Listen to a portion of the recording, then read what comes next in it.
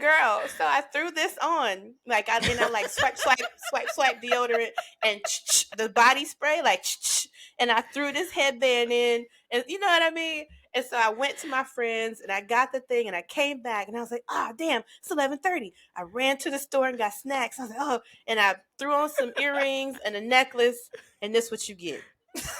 Well, you look nice. You look nice. Well, thank you. Welcome to At the Table with D. Monique. Pull up a chair, sit down, relax, and let's chat. Hello. Welcome back to At the Table with D. Monique. Here we have real conversations with real people sharing their real life stories. I'm your host, D. Monique, and our special guest today is my friend, my sister, Jenita Lawal. Hey, Jenita. Hello, world. It's so funny because I'm looking here, but then I want to look here.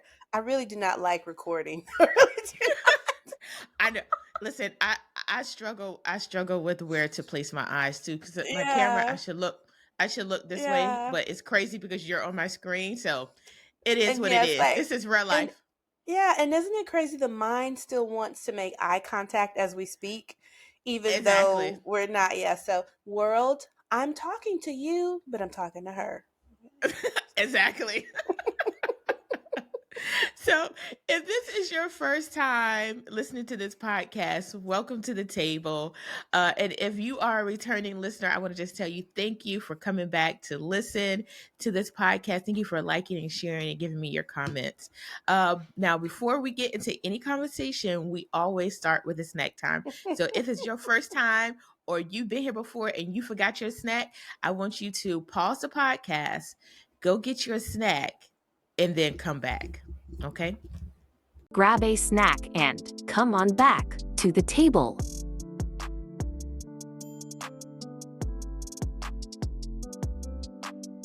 Now we are back. I hope you got a delicious snack.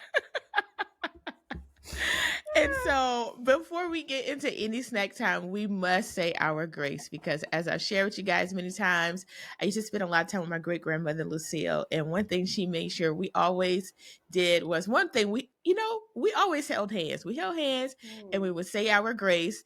And so if you guys would please join me, Jenita, join me. We're going to bow our heads and say a quick prayer.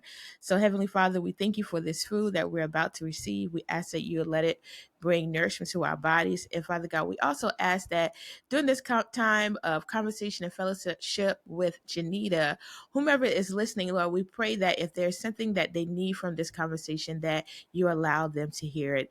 We thank you for this and all other blessings in your son Jesus' name. Amen. Amen. I don't think I have ever said grace for a snack. I really don't. And all my grace saying through the life, I do not recall grace for a snack. Well, now you know. You gotta say grace for all the food. I was thinking, but when it says be grateful in the little things, hey man. Hey, that's a snack. Grateful for the snack. Like, thank you, Lord, for these Cheetos. Good to my soul. So you got some Cheetos for your snack. Now, I got a story. Mm-hmm. Okay, go ahead. And any parent out there will understand. I understand why my mama went so crazy over some grapes, because my snack was going to be my fruit cup. I have some lovely healthy, because I know how healthy you are, and I had some wonderful fruit that I was going to have for my snack. And oh yes, Danielle, I'll have my snack. They ate my fruit. And so I ran to the little tienda, because I live in Mexico, and I got some Cheetos. So that's why I'm eating Cheetos. Okay, so are your Cheetos the crunchy Cheetos, or are they the puff Cheetos? They're the crunchy. And see, here there's a flavor, and it's torciditos, and it's kind of spicier than the regular Cheetos. So it's not the exact same as the U.S. So for my snack, I can tell a quick little story too. So yesterday I went to Atlanta, and I stopped into the Cab Farmers Market just for this item. Okay. If you Oh, guys live in Atlanta, live near Atlanta, if you've never been to the DeKalb farmers market, you have to go. It's a whole experience. There's food from all over the world. Do you know that I found callaloo at the really? Well, I'm not too yes. surprised because there's a big Caribbean population in Atlanta, so I'm not Yeah. that surprised. But you can't find it at your regular grocery store. So Oh no, right. yeah. So that's why I was really happy to find it at the DeKalb Farmers Market. Well, they also Oh, have a an area with baked goods. So you got fresh bread, like muffins and pastries. Well, you guys know mm, I'm vegan, so I don't eat, any eggs or milk, which is what a common ingredient in pastries. Last time I went there, I went to the bakery and they had this carrot raisin bread with walnuts. It was so good. So, Janita, don't make that face. It's good. I got it from carrots, raisins, walnuts. It's a I no for me, dog. no, okay. So you're gonna make when I see you, you're gonna make me have to fly in with your loaf, OMG. okay? Because Oh my gosh. don't disrespect the Okay. carrot. All It's right. good, All I right. promise. Okay. And we All will do a right. video reaction so you can tell the world how good it is. All right. She's gonna be holding some. Oh, it's good, Danielle. It's really good. No. So, all right, let me get to my story. So I went there just to get a slice, right? Because I Mhm. haven't been eating any sweets, but I'm like, I'm here. It's so good. I gotta try it. Not try it, but go get another piece. Well, I asked the lady at the bakery. I'm not sure what to call them, but the person that works at the bakery. I was like, "Hey, do you guys sell a loaf of this?" And she said yes. And so I got a whole loaf. I'm going to freeze the rest, but here it is. It's so pretty. It's so nicely colored. I know it Yeah. looks like fruitcake, So walnutty raisiny. Aw. but be quiet. I warmed it up. So, we are continuing our series on living abroad. And so, Janita, as she already told you guys, she lives in Mexico. So, we're just going to talk to her about how she got there. Um, we're going to talk to her about costs of like living and all those questions I know you guys want answered. Okay. So, Janita, first of all, how you doing today? Oh my. Oh, we'll keep it to the simple version. I'm good. I really am good though. I am good because I shared with you before the call. Um, I swear I'm the queen of doing too much, but I love all the things I carry.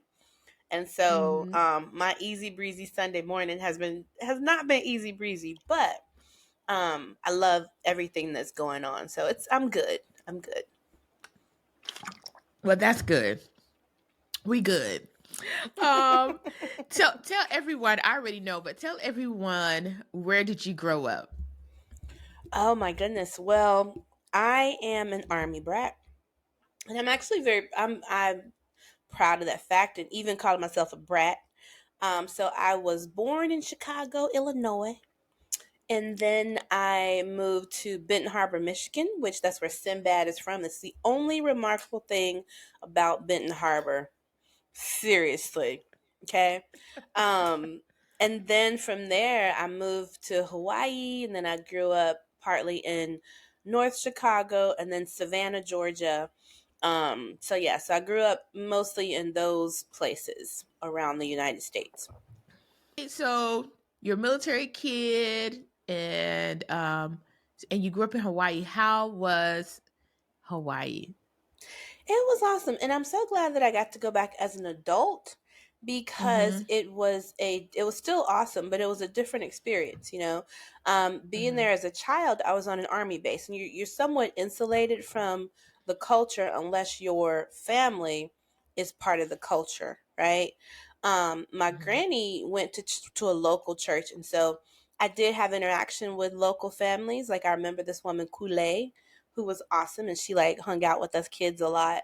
Um, and a few other people, but we really mostly were just on the army base, you know. And Mhm. Schofield Barracks, which is where we were stationed, there's even an elementary school on the army base. And there's a history there why military bases have schools on them, which dates back to segregation. But anyway, so there was a school on the army base. So I really didn't, unless we went to the beach or to the mall, you didn't have to Mhm. leave, you know? So it was a different experience. Whereas when I lived there as an adult, I lived off base and I worked in a local business and had local friends and got to experience it in a different way and got to pick up some of the I say language because it's English, but it's pidgin, you know? Uh-huh. Kind of like when you go to like Jamaica and they speak patois. So in Hawaii they speak pidgin, and yeah, so it was a great experience both times, but different. Yeah, Okay. And I'm glad that you shared with us you growing up there as a military kid and then going there as an adult outside of the military you know, uh borders, because the military base is there to kind of protect you and shelter you, and unless you immerse yourself in the local culture, you hmm, really kind of feel like you're just, you know, just anywhere else in the yeah, states. yeah, Yeah. I mean, and and the reason I'm saying that because the military actually considers Hawaii an overseas assignment. For those who are listening, who are probably like, "Why is she saying that?" Yeah. So if you go to Hawaii, they're like, "Oh yeah, that's your overseas tour. It yeah. counts." Yeah. Even though it's part of the Um. United States, and I will Right. say, yeah, and I'll say this, and Yeah. I'll probably jump in the gun here, but I think that's also important. A lot of the expats I meet here, um, they're former military. And I think what they don't take into account is even though they've lived abroad, right, it wasn't really the same experience because you do not have the military to insulate you. You do not have the support and whatnot that comes with being part of the military. And so it's different. And I think sometimes they're like, oh, I lived in such and such and I lived in so and so, but did you really? Like really? You know? Yeah. So, Janita, let's tell the folks how we met because they're probably like, well, Danielle, you're from Georgia and Janita's traveling around. So, how we meet? We both have a good friend by the name of Beth Jones. You guys, if you've been listening to this podcast, you have actually seen and talked to Beth Jones because she is the organizer for the Savannah 912 Black Business Matters group. And so Beth was telling me that she's going to Jamaica, and I was like, "Oh, I want to go." And so during that trip, I met Janita. So we all were staying together, and she was we were all roommating. And after that trip, it's like we became instant friends. On that trip, And we became instant friends because yeah, what year was that? Was that 2016? 2015, it was 15. 20, But we 2015. went, yeah, but we went together in 2016 as well. And I went again in 2017, but I think none of you guys went in 2017. So yeah. And then we went back. Okay, yeah. And then Beth and I and Monique and everybody, we went back in, was it 18? It And was then we didn't 18 go or in 19. 19. Yeah, it was Yeah, one of those because in 18 I moved to Mexico. And so, right. yeah. Yeah. So tell us, like, what made you choose Mexico of all the places in the world? What had happened? It was just a feeling. So for my Mhm. 40th birthday, it was no like planning. There was nothing about Mexico that I was like, oh, I must one day live in Mexico. Like none of that. I had never been until my 40th birthday. And I knew I Mhm. wanted to travel. I didn't want to party. And I was really, at that time, getting more into minimalist thinking and living. And so Mm-hmm. at stuff like it just sounds like I don't want anything. I want to travel. I want to see more of the world. And so I used the Google Explore option, and it pulled up Merida. And I had never heard of it, and so I just did a quick research, and it was showing 269 round trip from Nashville. So I was like, okay, winner, winner, chicken dinner. And Uh-huh. I planned the trip here, and I actually ended up getting a different ticket. And I purposefully got one with a 5 hour layover in Mexico City because I'm Mm-hmm. like, since I'll be in Mexico, you know me. Since I'm in Yes. Mexico, and then like, and the friend that went with me, she wasn't ready. Cause baby, I hopped in a taxi, had a hotel hold my suitcase, and I traipsed around Mexico City. And she was stressed about missing the plane. And I was like, okay, dude, whatever. But anyway, so that's how Merida came up.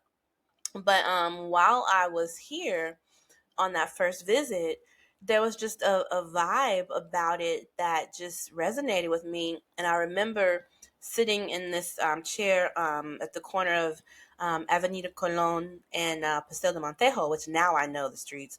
Um, and I just knew I was going to live there. Like, I didn't live here. I didn't know when, didn't know how, none of that. But there was no doubt. Like, it was just one of those. And I've had those moments a couple of times in life where there's just this assurance, like there's no questioning it. Like, I know that this is so. That's it. Mm-hmm. And so that's why Merida. Yeah. Okay. And we actually had a chance to visit Oh Merida yeah. with Janita Yeah. before she moved there. But what you guys don't know is Janita is not there by herself.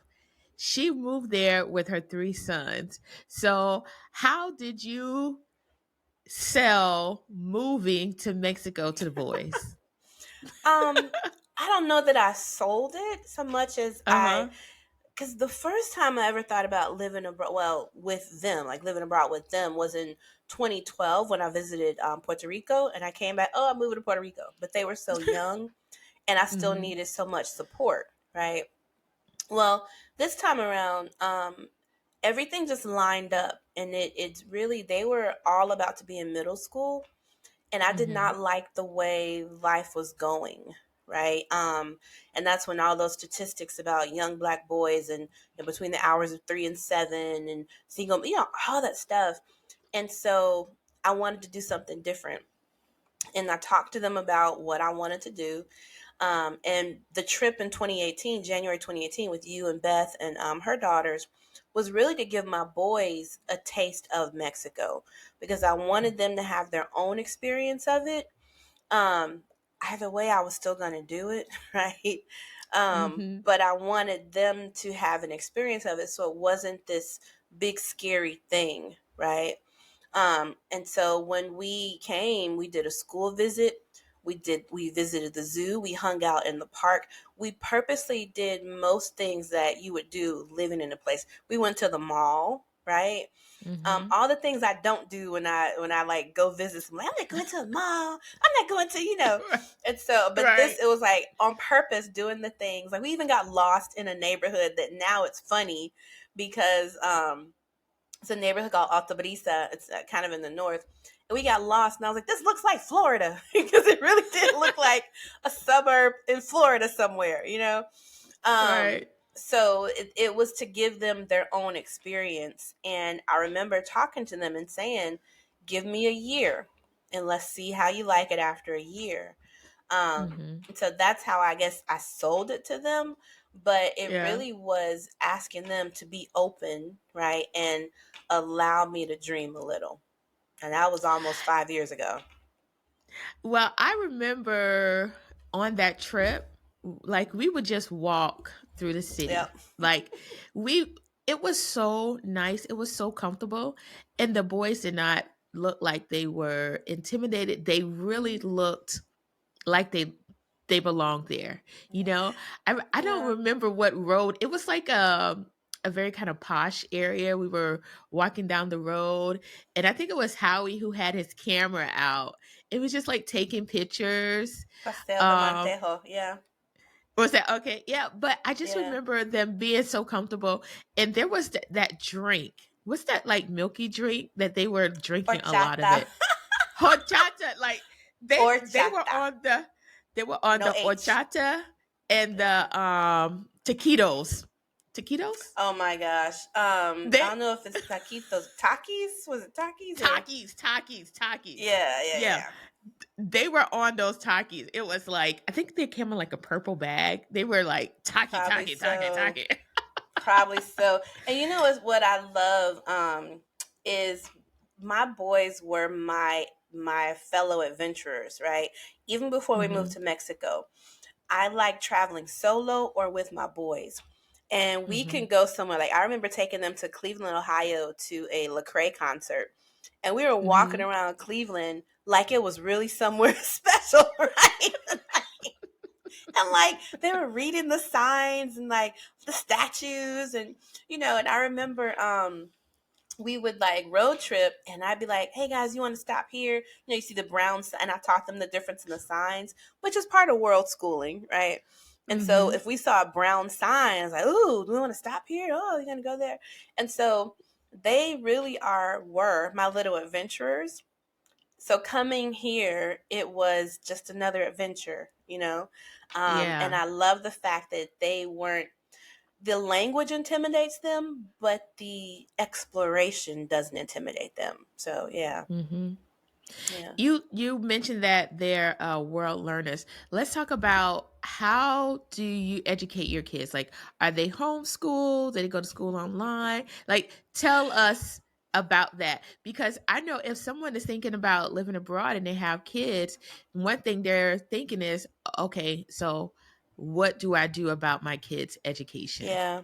So for me, everything came to freedom, which is the name of the book that I'm a co-author for, and I think Mm-hmm. that was like kismet because when I thought about embarking on this, freedom is huge. It's one of my personal values, and so I thought about I would need enough flexibility to go wherever I wanted to go, right?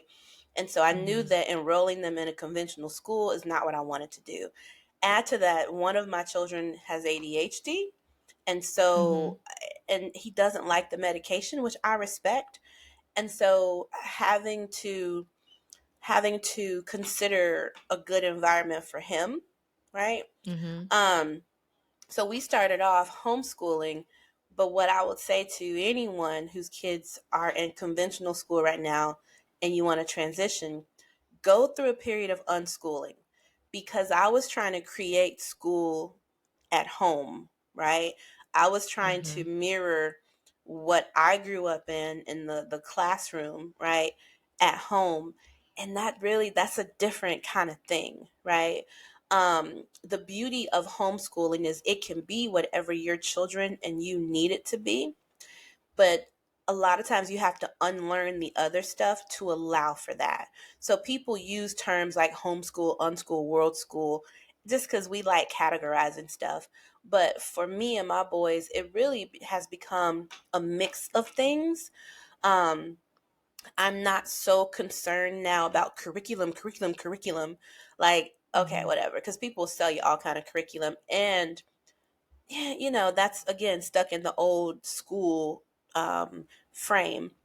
I love world schooling. And so, like I said, when we would road trip, we would look at the signs and I'd tell them the green signs are for this, the yellow signs are for that, the brown sign, we would stop at the visitor centers, along Mm-hmm. the road, and they'd sign into the books and we'd so it was always experiencing it, not just riding through, but like experiencing as you're going along, right? Um, when we're in the airport, I've had them before, like they read the boarding pass and looking at like how the airport is organized. We were stuck in the Washington Dulles airport for 5 hours one time, okay? Mm-hmm. OMG, for 5 hours. And I took them to this one term. We hopped on the tram, right?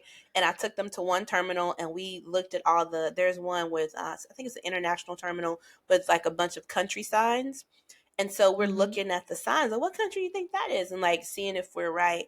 I've taken them to the currency exchange in the airport and like explained to them what happens with that. So world schooling I love because they're experiencing the world, right?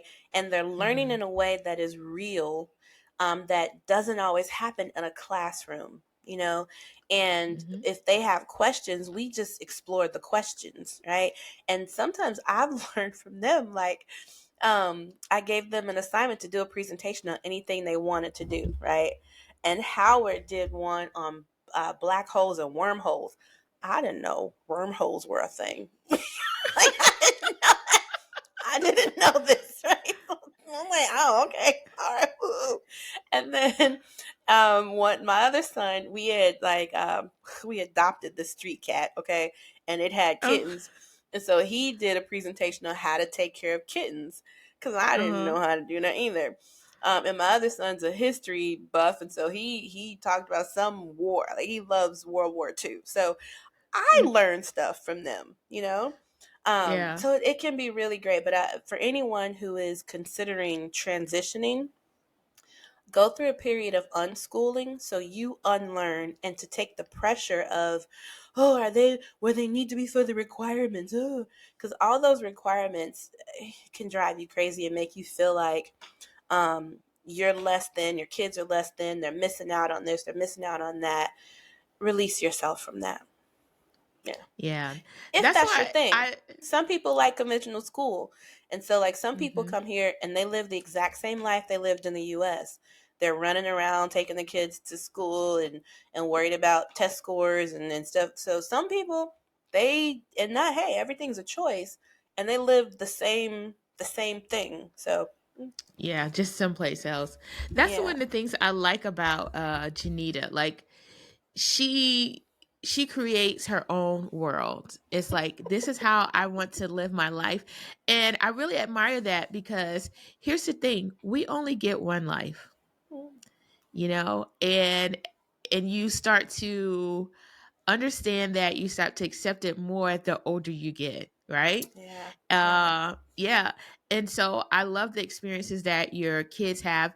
And Janita kids, like they're in martial arts, they're taking music lessons. So don't think they're like just, doing off the beaten path stuff. She also makes sure that they explore art that they are interested in. And Yeah. so there's some more to Janita's story because I already know her. I'm trying to like peel back the layers a little slowly for you guys Well, because I want to go into some more stuff that she's working on, but we're gonna get to that. Okay, we're yeah. gonna get Well, to it. one project I'm working on that's related to the schooling is actually I'm tomorrow is the first day of the LS Learning Studio. And so that's actually taking these kids, like world school, homeschooled, unschooled kids, and giving them, teenagers specifically, a place to learn together, collaboratively, learner led, and where experiences and experimentation are welcome. Right. So I'm excited about that and I'm scared as hell. Okay, so since you already peeled back that onion, go ahead and tell them because she's been doing a lot. She's been doing a lot since she's been in Merida. She's not just sitting there, counting avocados. She's Avocados. been. I'm trying to think of a food. She's actually hit the ground running there. So go ahead and tell us. Yeah, tell us about the school. Yeah, well, what I will Sc- say the- is it's actually been a progression. The Mhm. first year or two, I feel like I was transitional and I Mhm. was in a bubble, really. Mhm. It's been the last year, 2 years that I've start feeling rooted here. And Mhm. a lot of that had to do with starting the Merida Teens Club and starting the Link Up networking group because both brought me community, right? The Merida Teens Club really started as a way of addressing a need that my child felt. Because when we moved here, they were like 10 and 13, right? Mhm. Then the pandemic happened. My twins became teenagers during the pandemic. And so that was a whole thing, right? Mhm. And similar to being an army brat where people are always moving. That happens when Mm-hmm. you live in these international communities. And so they made friends and the friends left. They were leaving all the time. And so that their lives weren't something they were loving. And it felt bad to me as a parent to be loving my life, but my child was suffering. And so Mm-hmm. I asked myself, like, okay, well, what can I do, right, within my sphere of influence, within my realm of control to help create something different for him? And so I already had a WhatsApp group going called Tween Teen Boys, right? And so working with one of the other moms, she was like, well, what about inviting the girls too? And I was like, okay, well, I don't mind that. And so we made a few changes, and I went and purchased a domain, and like we linked up with three other moms, and we kind of created the admin team. One of them did the website, and like we got that, we like decided on some rules or whatever, and bam, the Merida Teens Club was born. And it has made such a huge difference in the lives of teenagers here. Well, fast forward, when I started it, I had a vision for a hang suite. Like, I remember talking to Dana, like, what do you think about this, right? What do you think? She's like, oh, that'd be cool, blah blah blah. And so fast forward to March, I want to say, and someone reached out to me and was like, hey, I have a space, do you want it? And I was like, what?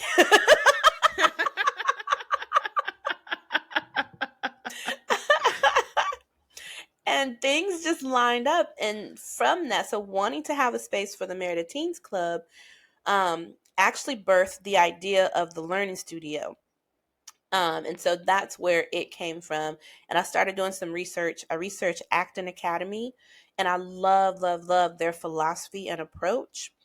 So Mm-hmm. although I'm not starting an Acton Academy, they inspired how I am going forward with this project.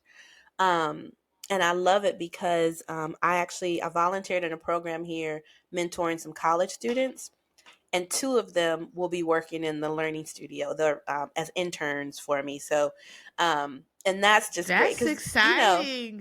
yeah, because you actually get to create. So you don't just tell a mentee, "Oh yes, go create your opportunity," but I'm able to walk that out for them, and now Mm-hmm. they have something to put on a resume. They get to improve their English.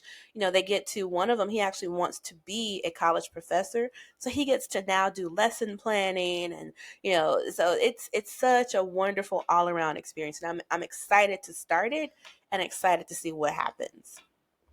Well, I'm excited for you because I've she's been telling me about this for a while, and she has a heart not only for her kids but for other people's kids as well. And so while we're on the topic of kids, tell them about the spring social that you guys had.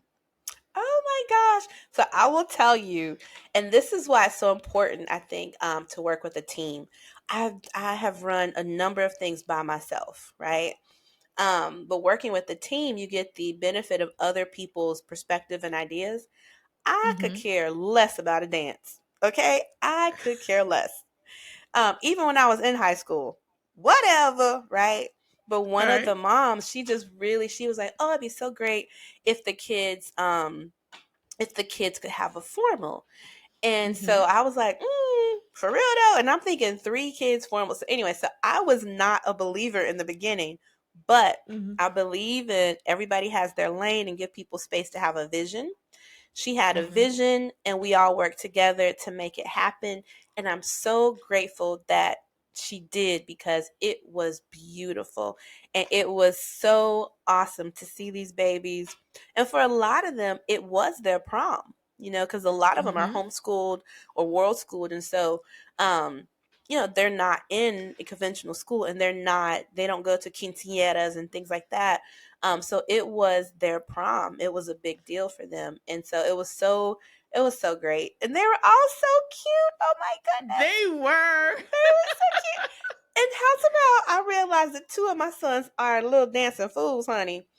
Because I'm like, oh my God, what's going to happen in college? Because James, he danced all night, girl. He danced so much like Yeah. he had to take a break. Okay, and Right. then Howard, he was just dancing, like doing some whatever the new move is now, but he was dancing so much so he got a cramp at the end of the night. It was hilarious. Okay, Oh my God. um, and my music man, which is so funny, the one who like loves music, he doesn't love parties. It's like really, huh? So it was funny to see them right in that Hmm. environment. And I did have a mommy moment, you guys. I did have to like step out and cry. I was like, because I was like, oh, oh. Especially because my 17-year-old, like this is, he's gonna be 18 in December. And so like I had a moment. But it was a Yeah. beautiful night. And so I'm so grateful for the team, the admin team, and the parents and the community, because business owners in the community stepped up and they sponsored some things for us, and that helped to Hmm. cover the cost, because we do everything that we do. So the Merida Teens Club, there's no cost to it for the members, but there's sometimes we do have to pass costs on to them for certain things, and we try to keep that as low as we can. And Hmm. so having sponsorships from businesses and donations from people was just so great, because that's how we were able to make it all happen and add some nice little elements to it. So yeah. Yeah.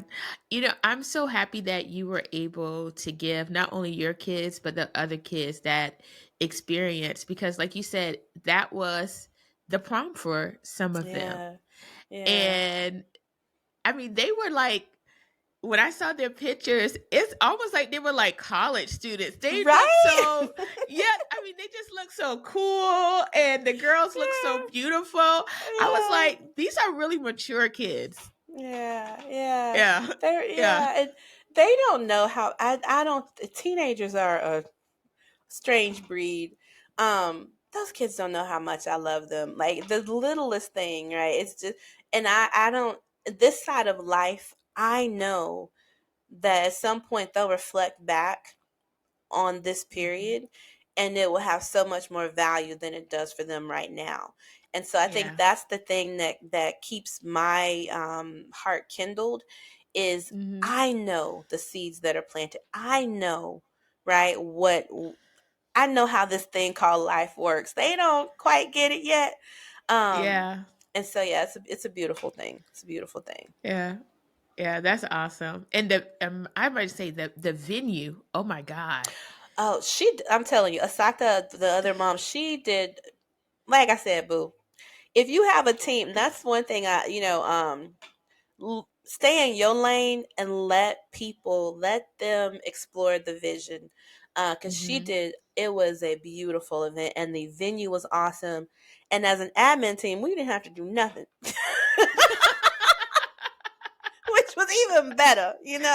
Right. Right. We just showed up. Yeah. I think you have you all, not you, because like you said, there's a team.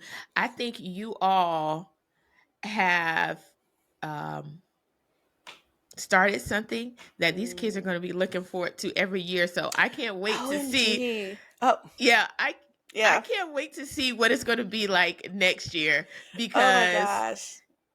yeah, I don't know. It's just going to be even better. Yeah, I don't know how Yeah, you go yeah. up from where you were this year, but uh, when I say even better, I mean like for the kids, because now Yeah. they're like they've already experienced it, right? So the Hmm. anticipation when they go in, they're gonna be like they may even want to be a part of the committee to Yeah, plan it. yeah. Yeah, and I think Yeah. that's so of course we'll evolve like this. We've only been in operation for I think 8 months now. August will make a year. August 20 something is around the time that we like completely, like we everybody that was in the existing group, we like took them out. They had to come back in and go through the registration process. And so August will make a year, and we've learned some things over the course of that year, and we want to go into September and beyond applying the learning. And so we Hmm. do plan on having the spring formal be an annual thing. We're talking about doing. We had a big Halloween party, a big costume party, and That was so cool too. now, yeah, it was. my gosh. And so now I think we're going to make it a masquerade party this year. Mm-hmm. Um, but yeah, so it we are learning as we go, and we're getting more and more interaction and input from the parents in the community and the kids in Mm-hmm. the community. I love they're now communicating. One teenager reached out to me because on the fourth Sundays of the month we have Sunday, and so he reached out. He was like, "Hey, I'm leaving soon, and now I want to have one more meetup before we go. Can we add the movies in somewhere?" And so I was like, "Oh, let me see." And so I was able to add the movie in like after, like tack it on to a meetup. And so before he left, he got to go to the movies with all his friends here. But Yeah. I love how, and they'll come and ask me like, "Can we do so and so and such?" And so now I'm getting more feedback from them too. And so the team and I were able to, we actually have a family beach day planned because two teenagers asked me about going to the beach, and I am not keen on taking teenagers to the beach. Okay. Um, but I was like, if your mama go, you know what I mean? And so we have a family beach day coming up, which is good because a lot of what we do, it's teens only. Uh-huh. But I love it when, like, at our library meetups, parents, we just sit around talking, and I get to Mm. know the parents, and they get to experience me. And then when Asato or one of the other admins come, they get to experience them. And so it's nice to have those occasionally, the family meetups, so Mm-hmm. that we, like, the parents get to know the kids, and the kids get to know the other parents, and we all get to know each other because we're building community, you know? Yeah. Um, Yeah. and I think when you live abroad, community becomes important in a different kind of way, you know? Mm-hmm. And so we're building community, and little things like that help to create those bonds. So lots of Yeah. great stuff coming. Lots of great stuff. Yeah, I love hearing about everything that her and the team are doing there for the kids. Yeah, yeah. So Janita, if someone is thinking about moving to Mexico, do they need to obtain any type of paperwork or vaccines prior to moving there? So you have a couple options. If you come here without going through the temporary residency process, you may be granted up to 180 days. That's not a guarantee. It's at the discretion of the immigration officer when you're coming through. So that's fine if you know you're only going to be here like a month, 3 months to kind of test it out. But if you know you're coming here to live, you may as well go through the process of temporary residency.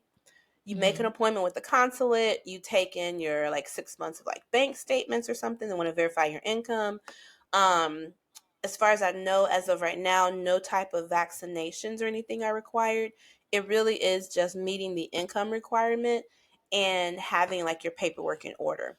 But once you do that, and if you're approved, then you have 30 days to travel to Mexico and get Mm-hmm. your residency card. So, but that's it. So they have to prove that they have an income prior to coming to Mexico. So Yeah, so can you kind of explain that a little bit to us? They have to have a job. well, no, so you don't have to have a job in Mexico. And this is where it gets like, you just have to prove that you have income, right? Sufficient to sustain you while you're living in Mexico. They don't ask, to my knowledge, they don't ask, will you still have this job when you get to Mexico? So, in theory, you could be qualified for temporary residency based on whatever job you have right now. Mm-hmm. Now, when you're living here, they, again, to get your residency, you should meet a certain income requirement. And it's changed. It was like 1,600 a month. I think it's gone up to like maybe 2,000 a month. And then for Mm-hmm. each dependent, I think it's 500 more that you'll need per month, right? But Mm-hmm. to my knowledge, they still have family unification. So if you, the parent, get your temporary residency, when you come here, you can use the family unification process and get your dependents rolled onto yours without having to meet that income requirement. So Okay. for the dependents, because if you have, like me, I have three dependents, that's 1,500 more you have to prove, right? And Right. so instead of doing that, you can just roll in under the family unification program. Um, so if you are a temporary resident, can you obtain work there? No, that's a special visa. And here's what people need to understand. The average salary, because they don't pay hourly typically here, it's by day. Okay. And the average pay per day is like 200 pesos, right?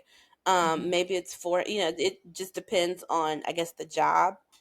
But I'll put it this way. A teaching position was about 4,000 pesos per month, Hmm. which, if you divide that by whatever the currency exchange is, it's like 200 something dollars a month, right? So Hmm. talking about coming here getting a job, unless you're working for a US company, I would not make that. Like, a person actually did move here. I remember she moved here thinking she'd get a teaching job here in Mexico, and she quickly realized it was not enough to sustain the lifestyle she wanted. Now, if you Hmm. come and you're going to, that's not to say that all Mexicans live below a certain line. No, baby, because honey, there are some. I'm like, what do you do, homie? Um, Right.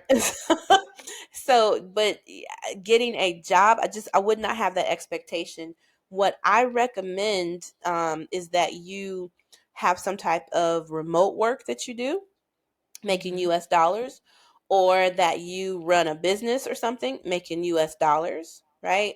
Hmm. Some people teach online. I've had friends who worked for Cambly, some worked for like Preply. I did Preply for about a year. Some worked with VIP Kid before the whole, but even with that, when that change happened with China, so many people who were making money teaching English online lost their gigs, right? Oh, hmm. So, and the other thing I'll say, and this is when I coach people on transitioning, you want more than one stream of income. You want to have like two, maybe three, and the way that I do it is there's a different pay model, right? So my travel business, there's an upfront fee plus there's commission, and then my coaching and consulting, it's all upfront and retainers, right? And so that cash flows differently, and I manage those too, right? Hmm.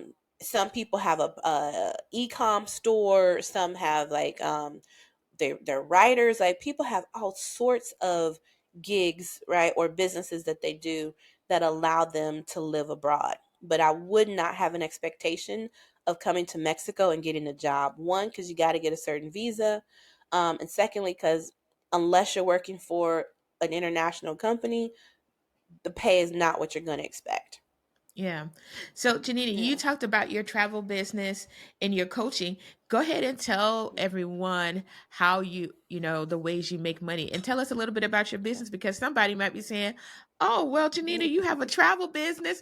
Hook me up with a trip so I can come to Mexico." So, go ahead and tell everybody what you're Yeah. doing.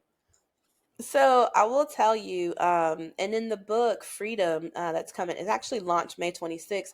I kind of talk about it. The travel business I started in 2016 as a side gig of my corporate job, right? Because at Hmm. the time I was an asset manager. Actually, when I started it, I don't think I was an asset manager when I started it, but I worked for a group that managed hotels for the military, right? We took over the Army lodging. And so I was an asset manager for like 13,000 rooms, whatever. But I realized I liked the travel part. I liked traveling for work. And I had put together my granny's 80th birthday cruise, and I did a pretty good job, if I do say so myself. So I liked it, right? I was already looking at hotel contracts and F&B or food and beverage contracts, and I was already managing people and travel and flights and like all that stuff. And so I was like, Hmm. what would this look like as a business? And so without doing a lot of research, I just said yes, and I just jumped in. The first 2 years I was stuck in an MLM, which I will not name. And I had to learn a lot on my own. Not all of it was right, but I had to learn a lot on my own. And my goal was to at least make enough to cover the fee, because I didn't sign up for another bill, right? And Hmm. so I would make sure I made enough to at least cover the fee. And after about a couple of years, and that's why people in the travel business, it is not a get rich quick. It is not a, oh, I got billions of dollars coming. That is not even how it goes. Okay. You Right. really have to gain credibility. You work through like a process. You get to understand like what you like and don't like. And for me, I started thinking I would do stuff for like single moms, but then I sat back and looked at like what was actually happening with my clients, and I found that I loved working with couples. Um because one, if they plan a trip, they usually see it through, unlike girls trips, but I'm not going to go there. Um Just saying. The other thing is with couples, like I love, love, love. I specialize in intimate, like just us weddings. I really don't like big destination weddings. It's not my thing. I didn't have a big wedding, and I just like I don't want it. Like it's a headache to me. For other people, it's Mm-hmm. like, oh, it's a lot of money. Yeah, all money ain't good money, you know. And Mm-hmm. so I love the just us weddings. I call them the destination elopements, right? Mm-hmm. Um, and I love those, and I love honeymoons. And then with couples, I get to be a part of beautiful moments in their lives, right? Mm-hmm. There's one couple, I did their honeymoon, which I found like, baby, I worked a miracle on that one. I was like, okay, okay. But I worked their honeymoon trip, and then I did their baby moon and their anniversary. And so Uh-huh. that was awesome. And one of my couples who I booked their honeymoon last year, they're celebrating their 1 year anniversary. So when I see their photos, I'm like, oh my gosh, right? Right. So I love, and I just had another couple honeymoon in Italy, and they sent me their pictures and like the smiles on their faces. So I love, love, love working with couples. I get to be a part of creating some of the moments that'll be with them forever. So the travel business, it has evolved into that, and I'm actually taking a step back now because I realize, except for like that part, my fire for it is not the same, and I'm really wanting to step more into being a writer and working on my consulting business. And so it's been fun stepping into that more, and using that business stuff, because I think when I left corporate, I think a part of me was like, I don't want nothing to do with none of this Right. business stuff. You know what I mean? I was just like, I don't talk to me at all, right? Like I don't have a suit, I don't have like high heel shoes. What? No. Right. Right. And so I think I was just like, no. And now I'm actually like, oh, I gained a lot of knowledge, like because my background in HR, my background in operations management and project management, and all that, and like even me being an entrepreneur, it actually I'm like, oh, okay, wow, because it ends up benefiting my clients because of I'm able to create connections between all the things. Do you know what I Mm-hmm. mean? Yeah. And so that's been fun playing in that. So I'm actually leaning more now into the consulting side, but I still work the travel business. Just it's not as big a chunk of my time now. And that's what I mean by you want a couple of income sources. Now, typically you want them to be related. And so maybe you do like e-com, and then I don't know, consulting based on the product or something, you know. Yeah. But for me, just quintessential who I am, of course they're not related.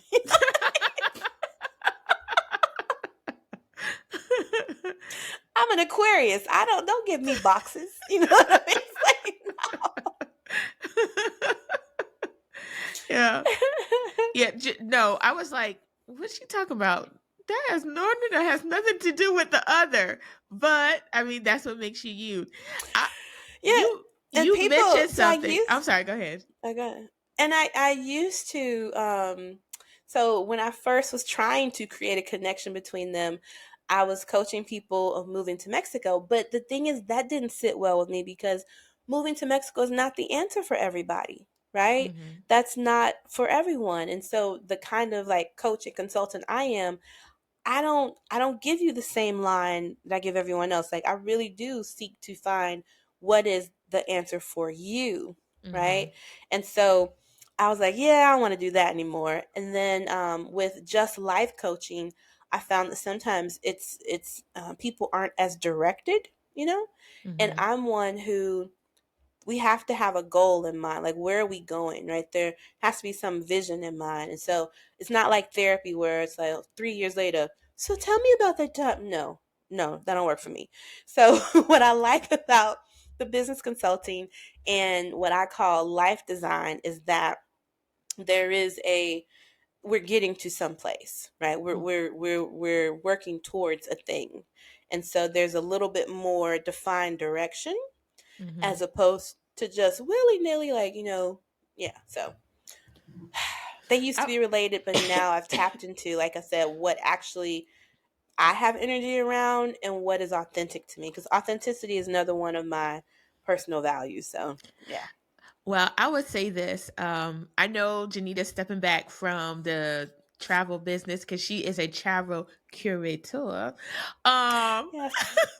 she, whenever I travel with her and she makes a suggestion, she's like, "You want to do this?" I'm like, "Whatever you say." I'm down. I'm down with it. I'm down with it because I love the way that she travels.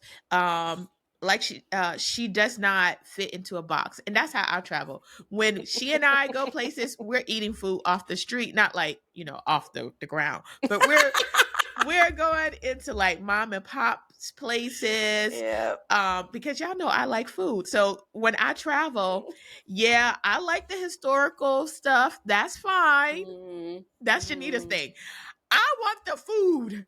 Take me to where the food is. And so, and then there's Yeah. sometimes when we're traveling, she may say she wants to go see something, and I'm like, well, I don't want to go see that. And she's like, okay, well, meet up for dinner, and that's Mm-hmm. great. But when I travel with her, it's never a boring moment.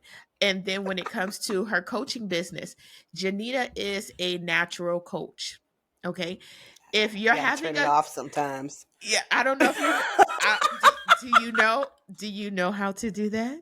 I don't think so because I'm it I'm working on that. I'm working and on not coaching without permission, or coach, yeah, whatever, however I'm supposed to say that. But you should get permission to coach, yeah. and so I'm working on that. Yeah, and she's not pushy. She's not when I say she's a natural coach. So when she's talking to people, she's not pushy about it, but because of her love for people, she sits there, she's attentively listening to what it is that they have to say, and then, all the ideas are coming to her and she's like, "Well, have you tried this? Did you think about that?" You know, and Yeah. I really like that about her. When we travel, she is a talker. I don't think she's ever met a stranger. Like she talks to Oh my gosh. everybody. Yeah. Let me tell you something. Let me tell you something. There have been times when I'm like, I'm putting these headphones in. I'm not talking to anybody because I don't feel like talking to nobody. I'm pretending like I'm reading my book. And then, like, I remember this one time, I don't know where I was flying to. I think I was going to Phoenix or through Phoenix. Mm-hmm. And this older gentleman, like 80 something, he was 80 something, I don't Uh remember. huh. But he happened to say something to me, and we had a conversation that lasted the entire flight. And I learned about him, and it was just like, wow, like it was such a life giving conversation. Mm-hmm. And I'm like, yeah, this is why sometimes you got to take the headphones out, right? You got to Yeah. take the headphones out because Yeah. I've had some of the best on the plane conversations. Yeah. Yeah. And if I could just stop for a moment, because that's one of the reasons for this podcast. Like, I'm a social butterfly, but I don't know. Janita's like a social eagle. I don't know. She flies higher than me. She talks to more people. But there are times in life where you meet someone and you have a Mm-hmm. conversation with them, and Yeah. because of that your life is enriched, right? And Mm-hmm. so my goal is to bring these conversations to you all, and you're able to meet someone who you may have never met in life, and you're able to hear Yeah. their story. And you may hear Janita's story, you might say, well, yeah, I like Janita, I like her story, but I'm not moving to Mexico. But you know what, I have always wanted to move to Alaska. I've always moved Yeah. to Alaska. Yeah. And because I'm listening to her. She had the courage. She did it. You know what? I got one life. Let me take Mm, the chance and let me yeah. move to Alaska. Yeah. You know what There's I a mean? and yeah, and that's why I say like Mexico is not the answer for everyone. One of my coaching clients right now, one of the things that I work with her on is because you write out, your vision or whatever that you're working towards. But the thing is, bring that into right now. So, okay, you're not in Mexico right now, but how can you live a happy, fruitful, joyful life right now? Right? Mhm. What are these? Because it's not like you wait until you're in that place so you can live like you want to live. It's some things may be easier once you get there, but I think what happens is kind of like the losing weight thing. I'll be happy when I lose 100 pounds. Life is gonna be life when you lose 100 pounds, boo boo. You Yeah. know what I'm saying? So Mhm. being less heavy, okay, great. But there are things you can do where you are with what you have to create a life that you love increasingly more and more and more. And for you that might be Alaska, for someone else that might be Florida, Miami, for God knows what reason, you know. But it's different for everybody, and that's why like when I am coaching someone, the first thing we do is we get to know you. It is Mhm. amazing to me how many times people avoid themselves. Mhm. You avoid being alone with your thoughts. You avoid getting behind the big voice to that small voice, right? And so a lot of it is discovering like who you are, what you actually want, what you actually like, how much of your likes are actually programming versus true enough like this is Yeah. what I want, right? Mhm. So it is a journey. And what I will say is if your desire for the life you want, is big enough, you will take the steps, and it grows as you go, it grows. So, Mhm. anyway, there was Yeah. something else I was going to put in there, but yeah. So there's one thing she touched on. Janita is an author. Like she has a book. Oh, Yeah. So don't just let that like fly to the wayside. Tell us about your new book. yeah, yeah. Well, and I'll preface it with this kind of in the line of what we were talking about. And I said, when you go, it grows. Right. There are times when you can have a vision and it's scary. It's big and it's Mhm. scary. You're like, me? What? And I remember back in 2019, I wrote out my definite chief aim. If you read the book Think and Grow Rich, you know what I'm talking about. I wrote it and it scared me. I didn't believe it for me, right? And then I shared with someone, I'm going to be a writer, speaker, and a coach. And what you going to speak about? And she was like, rah, rah, rah, rah, right? And I felt I felt attacked. Mhm. And I remember like, well, maybe I'm not going to be a speaker. Maybe I'm not. And so I backed away from saying it. I backed away from doing it. Mhm. Fast forward again, I'll say last year, the last couple years, just stepping into it more, allowing myself to believe a little bit more every day, to take a little bit of action every day, right? To say yes to things that scare me at first. And so, with being a co author on this book, it really was a matter of saying yes. And what I didn't know is I didn't want to self publish. I've self published a couple of journals. I wanted to go through the process of working with a publisher, and it was so great because Sarah Tyler at Nomad Publishing, they made it so easy. All I had to do was write. All I had to do was write, and they do the editing and all the promo and stuff. And so all I had to do was write, and that was a freeing experience because I got to tap into my story. And as I was writing it, like I didn't realize how much, and when you read the book or read my chapter, I'm chapter 6 in the book, um, the intro to my story, I didn't know that, guys, until I sat to write and I realized how much that moment still sits in my heart. And it was like, wow. And so life has come full circle. Oh my God, I'm about to cry. Let me stop. Because It's now my okay. mom lives here, and so this first encounter that that even made me start thinking about the bigger world. Now she's here and we're experiencing this world together, you know? Yeah. So it's been an experience, and I'm very grateful for this book. It's called Freedom, and there's a subtitle to it. Basically, it's about single moms who created who love travel and created lives abroad and are financially independent and can work from anywhere, right? Yeah. And that's so you hear me talk about my businesses. They're all virtual. Like I meet online, any work that I've done since 2018 has been online. So before COVID and everybody else, crashing Zoom, I was already doing that. This is already your world. Yeah. I was like, okay, I already work from home. What? And then everybody wanted to turn on cameras. Like, we don't turn on no cameras. Stop it. Yeah. So Yeah. yeah. Well, So Janita, I cannot wait to get my signed copy because oh my listen, gosh. if I know an author, I don't want to just get their book. I want them to sign that book. I don't know why, but I'm like, I don't want a regular copy. Don't Yeah. send me to Yeah. Amazon. I want a signed Well, copy of the book. Well, for now, for Mhm. those who want a regular copy, it is available on Kindle, of course, and you can also order a hard copy. It's just to me, it's such a beautiful, beautiful compilation of stories, and I Mhm. hope that those who get it, that one of the story resonates with you, and even if you're not a traveler, what I will say is the stories I hope will help you widen your horizon and also step into ownership. Step into ownership of your life. You are Mhm. a creator. You get to tell your story. You get to author what comes next. And I Yeah. hope one of the stories in there, if it's not mine, then at least one of the others resonates with people out there so they understand and believe that. Yeah. Yeah. Yeah, I can't wait to read it, and congratulations. I'm so happy for Thank you. I'm so you. proud of you. Thank you.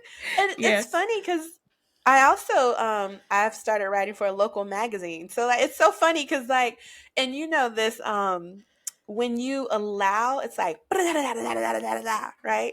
So the book and then I'm also writing for a local magazine and I Mhm. write for a digital marketing company. So it's like, okay, all right, this writer thing, okay. Yes, you are a writer. Put on your hat. Yeah, so the next thing to come is speakers. So I'm like, okay, let me get myself ready. All right. Yeah. Yeah, but And it's amazing. and you're already a natural at speaking. Like I said, you talk to Oh my everybody. You gosh. know what I'm saying? Well, So what's so funny? I don't think if you when you have to stand in front of a group of people, you may have to get yourself together, but you're always so comfortable around other people. So I don't know if you Here's do what's have funny. butterflies. I've never seen the Here's what's butterflies. funny about that. Here's what's funny about that. I think it's just putting the speaker title on it that Mm-hmm. makes it something, right? Because back in high school, which was eons ago, I was in mock trial and I always did the closing. I was the closer, right? All right, And closer. so I'm in front of like these lawyers and judges and others. And so, and I remember I loved it, right? And my Mm-hmm. ears would be burning, but you couldn't tell I was because like my ears, And so I loved it. And then in college, I was an orator for the political science club. So I was giving speeches on. So it's funny, but when you call it speaker, it becomes intimidating, right? Right, You know. right. So it's funny. It's what you name a thing. Hmm. Mm-hmm. I'm gonna Make a write about thing. that. I think. Yes. Hmm. So, Hmm. Janita, tell us what is about the average cost of housing? I So I know, yeah. So just to kind of give people an idea. it depends on your lifestyle and what's Mm-hmm. important to you. All right. Mm-hmm. I have paid 6,000 pesos in rent before, which is like $300 for an unfurnished 3 bedroom, 1.5 bathroom, new construction, like townhouse looking unit. Right. Mm-hmm. Um, this one I'm currently in, I think my rent is 14,000, which is like seven something depending on the exchange rate. and it's 3 bedrooms, 2.5 bathrooms. I got a bathtub, y'all. Ooh, I'll never use it. And a big studio for my office and nice little garden. So, and it's in a one of the older neighborhoods, like real like quintessential Merida. But Mm-hmm. then you also have, if you want fancier, if you will, or more modern, there's that. And I've had a friend who's paid like 22,000 pesos, which is 1,000 to 1,200 or something like that in rent for a 3 bedroom apartment, and it comes with amenities, right? Um, so you can pay across the spectrum, but it really depends on what you want, right? Mm-hmm. There are some people who there's a new areas up to the north called Cancale and Cholul, and to me they're far out, but you get more house for your dollar, right? So you Mm-hmm. have to decide, okay, do I want to live this far out from everything, right? So I get all this room, or do I like living inside what we call the periférico, right? And so you just have to decide what lifestyle you want. But I would Mm-hmm. say plan on spending anywhere from 300 to $1,000 a month for rent. Again, depending on what you want. I have 3 kids, Mm-hmm. so 3 bedroom is the smallest we can go, you know? Yeah. You mentioned that your friend's apartment comes with amenities. Can you explain to folks what you mean when you say amenities? Oh, Which like a amenities? pool, gym. So pool, gym, a lot of times a clubhouse. They may offer like a cleaning service, that kind of thing. So living here, having a cleaning person is a norm. It's a part of the society, right? It's part of the way of life. It's not an elitist thing. And I remember telling people, my family back in the States, oh, you have a cleaner lady. Oh, y'all got it. Oh, you got a maid. Oh. It's like, okay. You know what I mean? Yeah. It's a norm here, and it's actually, I'm grateful for it, because you can hire the help you need. Like I have an assistant who, with starting the learning studio, he has been invaluable to me. And you know I gladly pay him to go manage the things. Living here, a nanny is normal. It's not just an elitist thing. And they Mm-hmm. actually, it's normal for them to live in the house with you during the week, and they get like a couple of days off every 2 weeks or something like that, and go back Mm-hmm. to, like, if they live in a village or whatever. So it's normal here to have help. And as a single mom, that was so, um I don't know what's the word.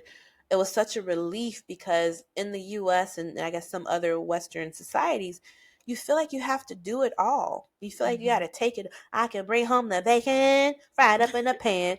Honey, no. Can somebody else fry the bacon, please? If I bring it home, can someone else fry it up, please? Yeah. You know? Yeah.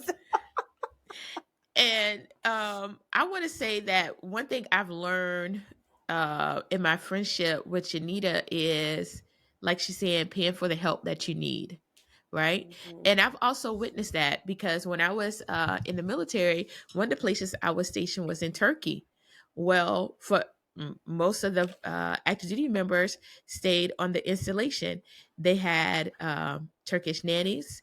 If they didn't have kids, they still had housekeepers, and they also had Mhm. gardeners.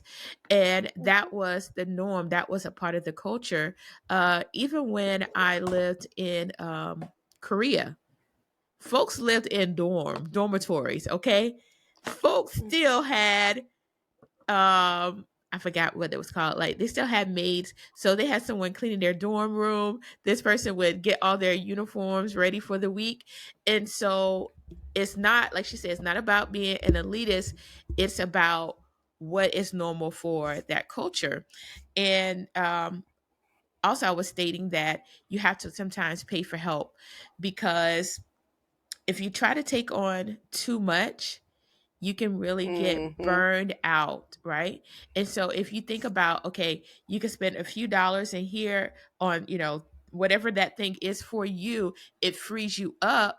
And now maybe if you have a family, it gives you more time to spend with your family. If you don't have a family, Yeah. maybe it gives you time for rest. And so, It releases you to do the thing you get paid to do. So if, yeah, if I make 120 an hour consulting, what sense does it make? What sense for me to sweep my floor just to say I swept my floor. Why not pay someone who's chosen to do this work to do that thing so they have money for their household while Mm-hmm. I go make the money for my household? Mm-hmm. Yeah. Sorry, No, you're good. that's all I have to And say about that. and if I could just also add this in, um, one thing I try to do is patronize local businesses. Right. I know we have the big stores, you got your big box grocery stores Yeah. and all that. But if there's some way I can patronize a local business, like there's a local Mm-hmm. juice bar here. First of all, Mm-hmm. their food is good. They're a juice bar, but their food is good. And so sometimes, like on a Saturday, I probably have food in my house. But I'm like, you know what? I like their food and I want to patronize them, because one thing I don't want are their doors to close. If their doors Yeah. close, I think it would really throw off the vibe of the city, because when you go to this particular place, um, it's just relaxing. Like you feel at home. Yeah. There's the people Yeah. there who work there. They're so nice. Everybody's like, "Hey, what's up?" They have good music Mm-hmm. going, and I take my computer there sometimes to work. And there's conversations that's going on, but I promise you, I get more done in that environment Mm-hmm. than I get done at Yeah. home sometimes. Yeah. Because at home sometimes it's distracting. Like, um, Hmm. as I move around. But yeah, it's distracting, and I understand like a different environment, even when it's hustling and bustling, the energy of it, your people adjacent, but no one's requiring anything of you. You don't look down Hmm. and notice you need to sweep the floor. You Yes. don't have so it can be distracting to be home. Hmm. And I'll just piggyback on what you said. Myron Golden, who I love, he Yeah. wrote a book years ago called Trash Man to Cash Man, which the title, I'm like, really, dude? But it was one of those books that changed my thinking. Hmm. And one of the things he talks about is not looking at things like a piece of the pie, but more like an apple, right? Inside that apple are seeds. And so you get to plant other seeds so everyone can eat, right? Yeah. It's not just, I got my piece of the pie. No, everybody, right? And Hmm. so if I am if I'm a business person and like I said, I want to spend the time that I do work on these income producing activities. And Hmm. so I will take this income that I've earned and I will share it with this person who washes cars. I'll share it with this person who can come and change these light bulbs out for me because it's been 2 weeks and I'm actually need some light bulbs right to do it. I'll pay the gardener to come do his thing unless I enjoy cutting the grass. My granddaddy, he enjoyed cutting the grass. Hmm. And so unless you enjoy that thing, take it off your plate. If you can, and I know that there's income things you have to consider, but even in the US, I tell people, I didn't wait till I got here to live this life. I actually hired someone, Maytag in Nashville. They came and got my laundry and they took it off to Wonderland, okay? Uh-huh. And they washed it and they brought it back folded and on hangers. I couldn't sustain that, you know what I mean? And I Right. used to pay a guy, he was Fresh Chef. I think it's Fresh Chef. He would I would pay him like I think 150 a week and he would bring meals for 4 people and it was 3 mains, 3 sides and like some bread and salad and Hmm. it was all packaged, right? I'm telling you, like I was like I can't do this by myself. Yeah. Yeah. And I love it. I love it because it is very freeing. It's very freeing. Mhm. Yeah. Mhm. Um, Yeah. I know I've had you on here for a while. I just have a few more questions for anybody Okay. that may be listening. So let's talk about language barrier. When you got there, you guys were not fluent in Spanish. So tell We us still how. aren't. Yeah, tell us how you've been adjusting and what you've been doing so that you can communicate more. So I know that we get so much judgment from people when I say we've been here almost 5 years and we still aren't fluent. Um, so it's funny because the boys have taken lessons, right? Um, sorry, the boys have taken It's okay. lessons, but for whatever reason, it didn't take. Not until recently, with the Merida Teens Club, we set up Spanish classes with the local language school Mm-hmm. for the teens to go to, and now they're picking it up. Now they're actually like learning because they get to learn together, right? Mm-hmm. Um, I have gotten better and better because I put myself in situations where I have to acquire the language. Mm-hmm. And so it surprises me how much I actually do know. I was able to navigate through when I went to the Dominican Republic and when I went to Spain, parts of Spain. Because I was in Barcelona, I don't know what they were speaking. I think it's like Catalan or Basque, but I was like, that is not Spanish. Um, yeah, but it's, I get better and better. And I will say that, like, being, having the courage to just speak it, right? Mm-hmm. And surrounding yourself with people who speak the language, Mm-hmm. um, that's important. Okay. And I think that is a good point because if you're only around folks who are English speaking, you're not going to pick up on the language. Right. You're like, Oma, como está? Uh, mi amo Daniela, mi amo Yeah, Jenita. Yeah, like, and I don't even know if I'm saying that correctly. I mean, I'm just trying to go on. there are people who've been here longer than I have. Like, I remember when I first got here, I met a guy who, he had been here 10 years. He didn't speak. He said hola and adios, okay? But he did not speak the language. So I was like, alrighty then. And I don't want to be that because I do think it's important to, if you don't know the language, you can feel like you live in a bubble, Mm-hmm. right? Yeah. And you don't want that. And so you want to, like, I love in my neighborhood, and I'm intentional about where I live. I interact like with the different stores around. And that's one thing I love about at least Merida. I can't say all of Mexico, but Merida, everything you need in your is in walking distance in your neighborhood, right? If you live in one of the more traditional neighborhoods. And so the castaneria, the meat store, is right down the street. And then there's a house that sells bolis, which are like these big popsicle kind of things.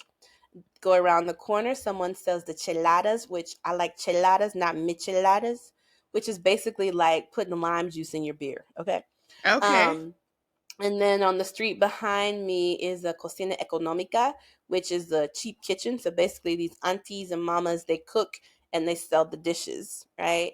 Then there's a taqueria up, down the street, who sells conchinita on Sundays. So we go there, and then one sells borrego, which is sheep. I know you don't eat meat. So he sells that on like Saturdays and Sundays. So, and then within that, there's places like if you have to see the doctor, a consultora is like 65 pesos when you go to the farmacia. Like there's Mm-hmm. usually a doctor office connected to the pharmacy. Mm-hmm. So everything is walkable in my neighborhood. And I use my language as I'm interacting with them. And I learn things like algo más, one anything else, and adelante. Nobody taught me adelante in Spanish class in the US. But as Right. I'm here and you walk into the restaurant and say adelante, it's like, what the hell is adelante? And so now I say it when the worker comes and they kind of stand at the door. I say, adelante. That means forward. Come, come on. And so you Ah, okay. learn, you acquire. Yeah, right? Like they didn't Yeah. tell us that. And then algo más is anything more, right? So, I'm Yeah. like, who? Algo who? So you learn as you interact, and that's what I Mm-hmm. love is when you and then like here, because it's not just Spanish, Mayan is influenced here, like it's in the Mm-hmm. language too. And so like I love, when I meet someone, I'm like, hey, que onda? Because that's the slang way of saying what's up, right? Yeah, I Whereas in the love that. States, like, que pasa? No, it's like, que onda? Que onda way? Yeah. And it's different. Like, so I love the nuances that I'm able to pick up when I'm interacting in the language and acquiring it versus like a classroom setting. At some point, I think I will go to a classroom just to be able to create sentences, right, and Mm-hmm. learn a couple of tenses. Um, but I enjoy acquiring it. It's slower, definitely Mm-hmm. slower. But I love it, and I get complimented all the time on my pronunciation. Like um, they think I'm really speaking something. Like they think I know how to speak Spanish. I'm like, nope, that's all I got for you. You know what? And you're learning how a child would learn. Just think about when you have a baby. Mm, They don't yeah, come into the yeah. world learning a language. They're Mhm, looking, they're paying attention to what you're saying, mhm. right? And they start to pick Yeah, it up. So yeah. yeah, you're just learning There's it a naturally. there's a guy, I forget his name. His parents are Nigerian, or his dad's Nigerian. But he has something called the mimic method, and that's Hmm. exactly how he structured it, because the most of your language learning happens, you're mimicking, you're acquiring, you're Hmm. picking up, right? Yeah. And I'll even, like my friend, I'll look at her mouth when she speaks. I like looking at the mouth because the way you move the mouth when you speak Spanish versus English is different, you know? Hmm. And so I even look at the mouth and try to mimic that and mimic the sounds I hear and mimic the influx, because in Spanish sometimes it's the same word, but how you say it makes the difference, right? Yeah. Um, so yeah, so all those things have nothing to do with conjugating a verb or like all the stuff that they put in front of you in the classroom. Like just go experience the language first. Yeah. Yeah. I think that's a great way to learn. Yeah. So let's We'll talk. see. Give me 2 more years now. Yeah. Let's talk about like did you have any culture shock? Like what was you could give us like one or two things that you had to adjust to. So the cash thing. Mhm. Um, I don't carry a lot of cash. I still don't. But it is a very cash based society. I will say most of Mexico outside of the bigger cities, even here in Merida, is not a small city. Merida is the capital of the Yucatan, and there's over 1 million people here, right? Mhm. But every place doesn't take cards, right? That's a new Mhm. thing. And then some places take cards, but if the internet's not working, good They luck, can't take it. you Yeah. know? Yeah, and so I remember my first visit back to the US, I was like 26 days I did not use cash. Like it was like I was like, "Woohoo." And actually when I went to Europe, I was like, "Woohoo," cuz even the bus took a card, you know? So I Mhm. think the cash thing is still hard for me. Mhm. It's still hard. And even when I have cash, like it's never enough. You're all it's like, dude, what?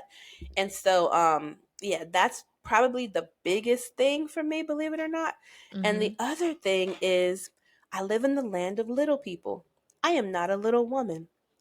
I have big feet and I have a big body. Okay? And Mayans, like where I am in Mexico, it's very small people. So clothing has been like a issue. I actually, a friend of mine finally has a seamstress that can make stuff, and so I'm like, okay, let me try this. But I've Mhm. had to like ship stuff, and you know my issues with it. You've been my mule before.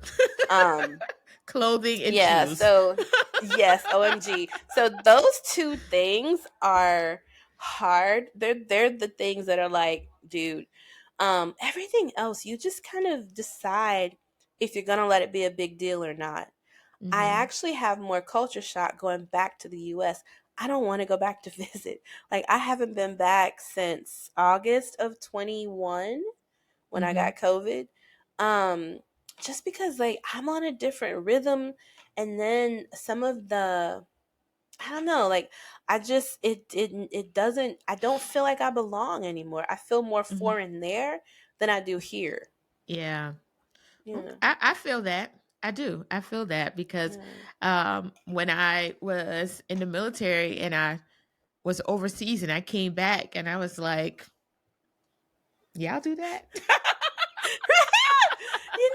And it's Yeah. yeah, and I remember when I visited the last time I paid extra to just stay in the hotel because I could stay in my rhythm, you know? Mhm. Um yeah, and it's not anything bad. It's just you are on a different wavelength and you and Mhm. stuff doesn't bother me as much. And even my mom coming here to live, sometimes I can't stay with her all day because sometimes it seems like little things like and it's like, Mhm. dude, chill. It ain't that Yeah. serious. You know what I Yeah. mean? Yeah. Like, like, bruh, like, woo-ah, woosah, woosah. Like you just kind of and then stuff doesn't always go like you expect it to. You just shake it up. Like I joined a softball team here. We still don't know our schedule. We'll Mhm. find out, I'm sure, the day of that we have a game at 5 o'clock. You know what I mean? Like Yeah. you Yeah. just go with it. Go with the flow. If you try to push the way that we do it and they need a schedule, blah, blah, blah, it will drive you crazy. Like when my son was on soccer, it annoyed me that we didn't have a printed schedule, right? Mhm. But that's not what they do here. Now, of course, for Mhm. me in the learning studio, guess what I did yesterday? I printed out a schedule. So it's like, oh, a schedule. So I'm still trying to find this in between of, my Americanisms and my Mexicanism, I guess, Yeah. um this middle road. But yeah, it's funny. You have to really consider, what am I gonna let be a big deal, and what, you just go with it. Mhm. So, what has living in Mexico taught you about yourself? Oh my goodness. So what has living in Mexico taught me? That is a great question. I think, well, one of the things it gave me was the space to step into who I am. Mhm. Because I didn't have to. I know the first year or so, I wrestled with feeling less than, because here I was 40 something, and I should be like climbing the ladder, and my friends were still, the big house and the car, and like, and I had that. I didn't have a big house, I had a townhouse because I don't want a big house. But I had those things, and it's like there was this war within me between what I'm supposed to do and what I actually wanted. Mhm. And so I had to allow myself space to figure out what I actually want, like what to me is a sweet life, right? Mhm. And experiencing people here in Mexico, um it's different, right? Now, do people work hard? Yes, they do. They do work hard. Like a doctor will have a part-time gig selling tacos. You know what I'm saying? Like his Mhm. family might have a restaurant. So it's not like they don't do nothing. But there's a different value system. Like family is valued high. Um Time, like presence, is valued high, right? They will take a day off work for, you know what I mean? So it's just a different value set. And so having the space to actually enjoy life and figure out what actually is important to me Mhm. has been life-giving. It also has taught me that I have a lot of distrust, because being familial here and being neighborly is a thing, and I'd be like, I don't know you like that. You know what I mean? So as much as I'm friendly, don't come knocking on my door. You know what I mean? Yeah. Like, you stay over there, I stay over here. And so I'm like, is that how I want to be, right? Or is it Mhm. how I've been conditioned to be, because you're very separate in the US? Mhm. So I don't know that I don't know. So I don't know that I have a clear answer to that question, but what I do know for sure is that it's allowed me the space and time to explore who I am, who I want to be. Mhm. And also it's put me in relationship with people who have helped me see clearly, or more clearly, who I'd like to become and what I'd like my life to be about. So Mhm. I hope that was Yeah. an answer. Yeah, that is a great answer. And I want to also ask, what do you do for fun? So I know you're taking care of the kids, you're working, you're a writer, but what do you do? I know you have fun. Now, y'all, she has So fun. yacht days. I love yacht days. Like I'm like, guys, we haven't had a yacht day since March. Like when's the next yacht day, right? I love, love, Yeah. love. And it's funny because one of my words this year is delight. And I Mhm. am delighted because I love water, but not like being in it. And so I love yacht days. I actually love traveling. And so being able to, a friend of mine has a beach house. So even just going there, feeling like I'm going on a trip, right? Yeah. That's fun. And then hanging out with my friends. I have such a wonderful circle of friends. And I actually have different circles of friends. Mm-hmm. And it's interesting, right? They each feed me in a different way, right? Um so one of my friends, we have to be careful when we say we're going to lunch because we'll have like a 4 or 5 hour lunch and it might include some champagne. It's just I love it. Right. And then another friend, we have to also be careful because we'll order like 5 things, and then she swears she has a second stomach for desserts, and I'm just like, I don't live that life. I cannot do that. Um, and then another friend, like she has me out doing like she's trying to get me roller skate. I'm not roller skating. She has got me on a bike. So I did ride the bike on the bicicleta, and just different things. And that's actually who I'm in softball with. So it's like, okay. Mm-hmm. So I do different things for fun, and sometimes I allow myself to try different stuff because the truth is, for me, fun is reading. Believe it or not, like I'm like, I get to read my book today. That's Right. fun for me. Or even like sitting and journaling, like writing, that is fun for me. I love going to sit in a cafe with my computer, and so another fun thing for me is playing food critic because I will, and I love going by myself a lot of people don't know how to be alone. I am so okay with it. Right. I will go to a restaurant and I will sort of in my mind pretend that I'm like a food writer, and I'll jot down notes and I'll order and I know they're like, Biatch, how much you gonna eat? Because it gives me the freedom, the license, if you will, to order Uh-huh. different things. And I'll Uh-huh. take the pictures of the foods and I'll sit there and I'll like smell it and I'll taste it, right? And I'll like look around. And I like doing it by myself because when you're with people, they want to talk and they distract you from Uh-huh. being present. And then there's a group called Merida Restaurant Reviews, and I'll go on there and I'll just write my review. And I love it. That's fun for me. Like if you can't tell, like I love it. I have like 2 restaurants I need to write reviews for. Need to, like I'm getting paid for it because I'm not. Um, but that's actually fun for me because I get That to. I sounds don't know. fun I, to I me. like it. I think you'd love it. Yeah, Yeah, do it one as day. you're saying that, I'm like, maybe I Do need it to do one that. day. So I'll tell you Mhm. what my thing was. When I this is before I stopped eating meat because honestly, there's not a lot of where I live. There's not a lot of restaurants to go to that's like vegan Mm, friendly, right? yeah. So especially when I would go out with my family, they were like, "Oh, here she's doing it again."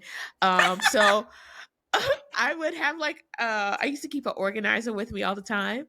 And so I would pull out my organizer, and as I'm Mhm. eating the food, I'm like, I can taste this. And I would write down. Yes, you do. Yes, you do. I remember. Is that tarragon? Who the hell knows what tarragon tastes like? I would write down what it is, all the ingredients I think is in the dish, and of course I'll also use the menu, right? And then I would go home and try to recreate the dish.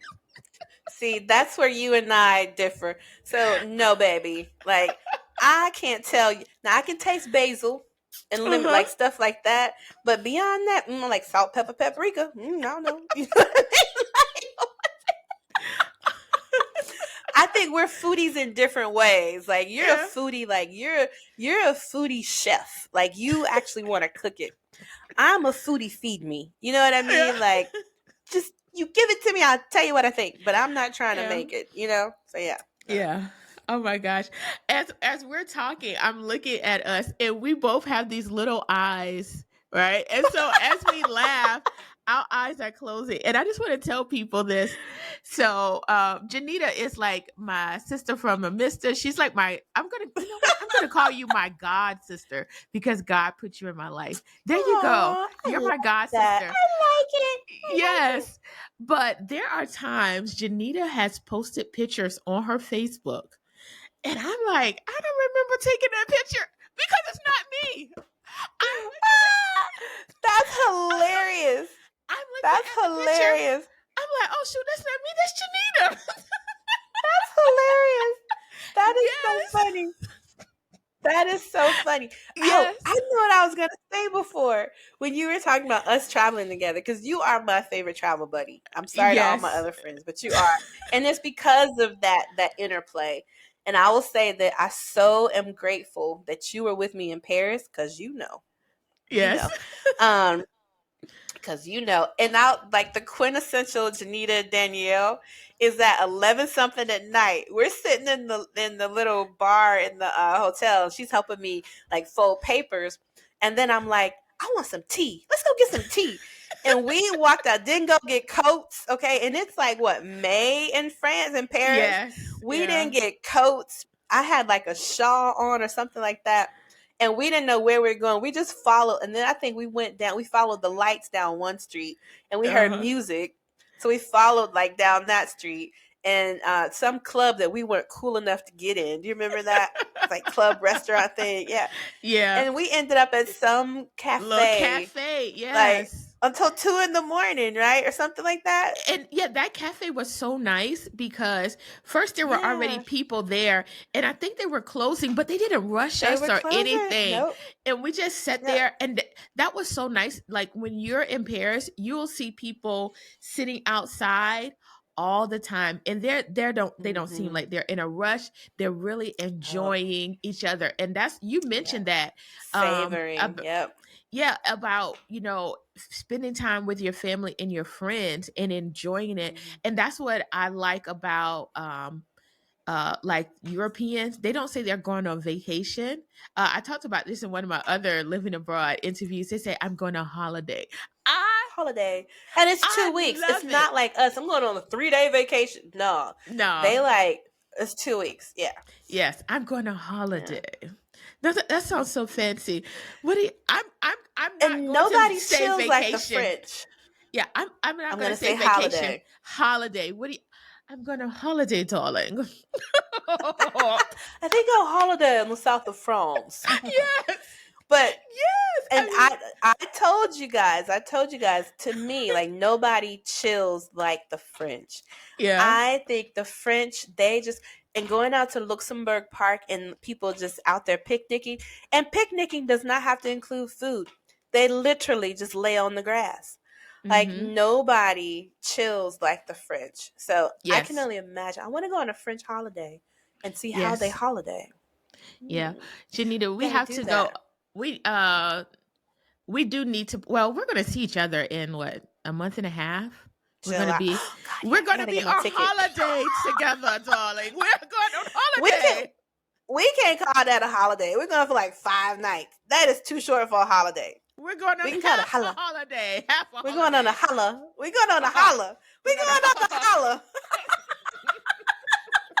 we're going to holla, We're holla, going on a holla, holla, holla, holla, holla, holla. We're holla. going on a No, no, holla, holla, holla, holla, holla. holla. We're We're going going on a. on a holla, holla, holla. I like it. I like. We're gonna brand that. I like it. Yes, we're going on a holla. You know what? Okay, I'll make us some t-shirts. I'll make us some I know you t-shirts. will. We're here on holla. Hey, holla. Yeah, we have to get our good friend Beth. She invited us to join her on her holla, and so we're the three of us, the three amigas, will be together. So yeah, I have to get with Beth, and we'll have our holla. I think I already kind of Yeah. know how I want the design to be. Oh Yeah, my goodness. I yeah, will just be ready to wear it. yes. I'll be ready to wear it. Yes. Yes. Well, listen, Janita, because I know we can go on and on, and I'm gonna cut our conversation short because I know you probably have other stuff, and then I got some other people I gotta talk to. I'm actually But missing a teen meetup right now, but that's oh, okay. okay, all right. So first, I'm going to thank you for coming on. I have been looking forward to Janita being on this podcast. I didn't know all the time what I wanted her to be on here for, but I did know that I wanted her to be on here. And I'm so happy that she is on this Living Abroad series. And I hope that something that she has said or I have said has helped you make a decision. Maybe there's something you've been thinking about, and something we have said has sparked some joy in you, and it's going to help you Yeah. to take some action. Jenita, if you would please tell folks how they can connect with you, because I know you're, pushing back from travel, but I want you to give them their travel information, because she is a coach. I want you to give us your coaching information and also how Sure. they can find the book. So holla. All right, awesome. So you can find me on JenitaLawal.com, JenitaLawal.com. You can experience my travel business at LawalTravel.com. And just if you just want to say, hey girl, how you doing? I'm on Instagram as Jenita Lawal.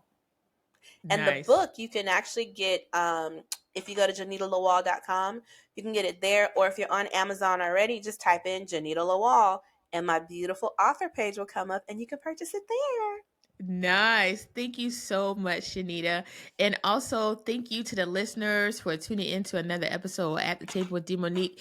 If you have a story you want to tell, if you have a topic you want to suggest, or if you have a snack suggestion, my contact information, because I want some snacks, my contact information will be in the show notes. So hit me up there. You can also follow me on Facebook as well as Instagram. Just type in at the table with Monique. I am the only one, so you won't have any trouble finding me. And until next Thursday, you all be blessed and peace. Thank you for joining us today. Come back next Thursday for a new episode of At the Table with Monique podcast. Don't forget to bring a snack.